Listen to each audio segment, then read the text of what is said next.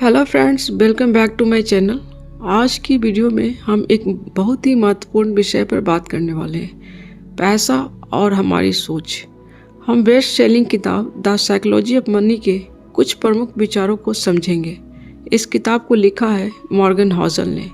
यह किताब money management, investing और फिनेंशियल डिसीजन मेकिंग के बारे में है। चाहे आप अभी अपनी वित्तीय यात्रा शुरू कर रहे हो या एक अनुभवी निवेशक हो, यह किताब आपके पैसे और खुशी को देखने का नज़रिया बदल सकती है। तो अपनी चाय या कॉफ़ी लीजिए और चलिए द साइकोलॉजी ऑफ मनी की सबसे शक्तिशाली सीखों को जानने का सफ़र शुरू करते हैं। शुरुआत करते हैं एक सिंपल विचार से जो मॉर्गन हाउसल अपनी किताब में बार बार बताते हैं।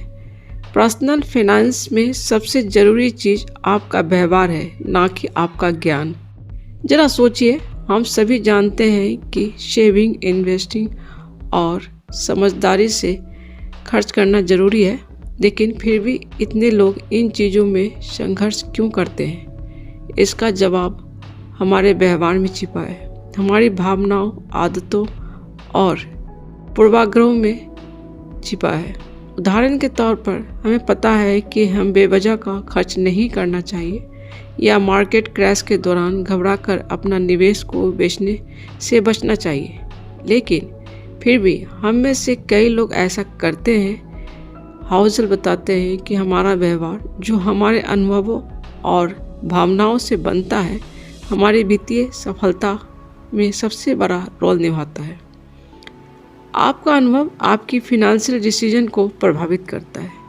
उदाहरण के लिए, अगर कोई ऐसा व्यक्ति जिसने पैसे की कमी देखी हो, वो आमतौर पर जोखिम लेने से बचेगा। वही जिसने अपने जीवन में ज़्यादा सुविधाएं देखी हो, वो शायद जोखिम लेने से ज़्यादा सहज होगा। द साइकोलॉजी ऑफ मनी का एक महत्वपूर्ण कॉन्सेप्ट है कंपाउंडिंग की शक्ति। यह सिर्फ फिनेंशियल एक्सपर्ट के लिए नहीं है, यह एक सरल विचार है जिसे कोई भी अपनी ज़िंदगी में लागू कर सकता है। कंपाउंडिंग का मतलब जब आपका पैसा समय के साथ बढ़ता है और उस पर और ज़्यादा रिटर्न जनरेट करता है।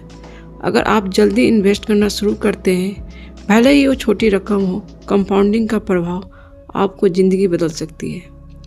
अब बात करते हैं लक और रिस्क के।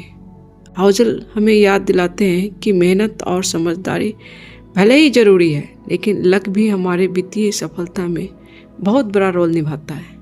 सही समय पर सही जगह पर पैदा होना, मौके मिलना या सिर्फ किस्मत का साथ देना, इन सब का असर हमारी ज़िंदगी पर पड़ता है।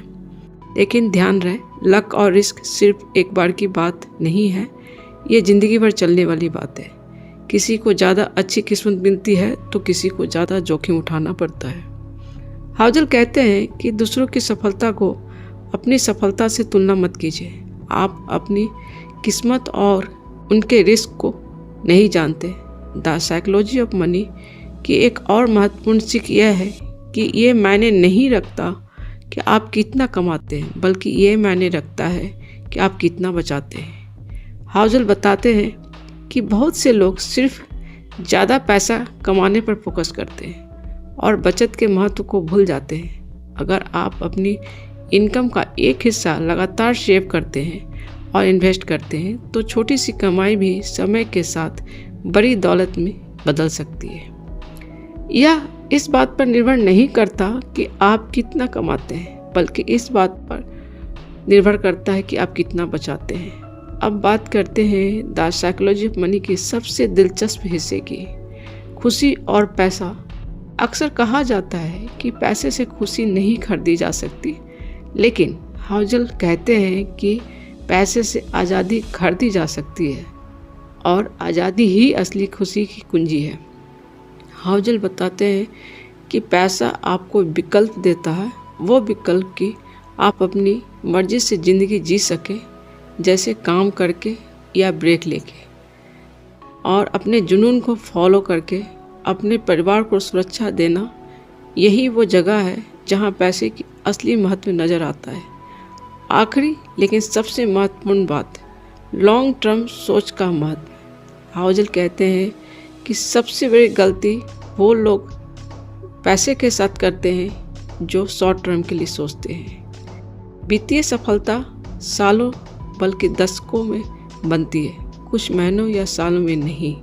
जब आप लॉन्ग टर्म पर फोकस करते हैं तो आप इम्पल्स डिसीजन लेने और छोटी छोटी मार्केट्स मूव पर प्रतिक्रिया देने से बचते हैं। समय एक शक्तिशाली टूल है और इसे अपनाकर आप वह हासिल कर सकते हैं जो शॉर्ट टर्म फोकस से नामुमकिन लगता है। साइकोलॉजी ऑफ मनी हमें सिखाती है कि दौलत बनाने का काम सिर्फ नंबर गेम नहीं है, यह हमारी आदतों, भावनाओं और सोच पर निर्भर करता है। यह बचत करने के धैर्य रखने, जोखिम संभालने और पैसे को एक साधन के रूप में देखने के बारे में है, न कि केवल लक्ष्य के रूप में। अगर आपने द साइकोलॉजी ऑफ मनी नहीं पढ़ी है तो मैं इसे ज़रूर पढ़ने की सलाह देती हूँ। यह किताब आपके पैसे और खुशी के नज़रिए को बदल सकती है। पैसा ज़रूरी है, लेकिन पैसे को समझना उससे कहीं ज़्यादा ज़रूरी है। दोस्तों, वीडियो देखने के लिए धन्यवाद। अगर आपको वीडियो पसंद आए तो लाइक, कमेंट और सब्सक्राइब करना ना भूलें। फिर मिलते हैं एक नई सोच के साथ।